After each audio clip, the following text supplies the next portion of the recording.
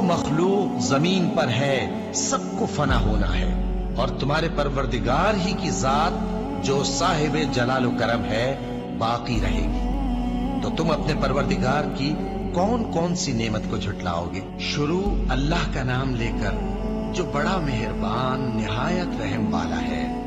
وہ جو نہایت مہربان ہے، اسی نے قرآن کی تعلیم فرمائی، اسی نے انسان کو پیدا کیا، اسی نے اس کو بولنا سکھایا۔ سورج اور چاند ایک حساب مقرر سے چل رہے ہیں، اور بوٹیاں اور درخت سجدہ کر رہے ہیں، اور اسی نے آسمان کو بلند کیا اور میزان عدل قائم کر دی کہ اس میزان میں حد سے تجاوز نہ کرو، اور انصاف کے ساتھ ٹھیک تولو اور تول کم مت کرو۔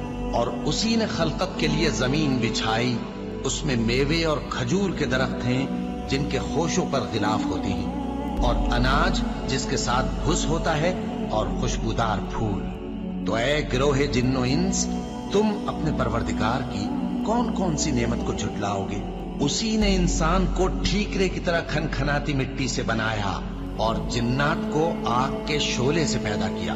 تو تم اپنے پروردگار کی کون کون سی نعمت کو جھٹلاؤ گے؟ وہی دونوں مشرقوں اور دونوں مغربوں کا مالک ہے، تو تم اپنے پروردگار کی کون کون سی نعمت کو جھٹلاؤ گے؟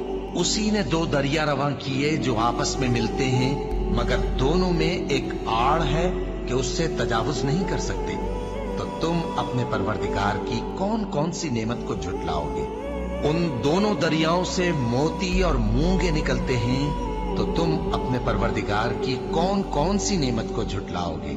اور جہاز بھی اسی کے ہیں جو سمندر میں پہاڑوں کی طرح اونچے کھڑے ہوتے ہیں، تو تم اپنے پروردگار کی کون کون سی نعمت کو جھٹلاؤ گے؟ جو مخلوق زمین پر ہے سب کو فنا ہونا ہے، اور تمہارے پروردگار ہی کی ذات جو صاحب جلال و کرم ہے باقی رہے گی۔ تو تم اپنے پروردگار کی کون کون سی نعمت کو جھٹلاؤ گے؟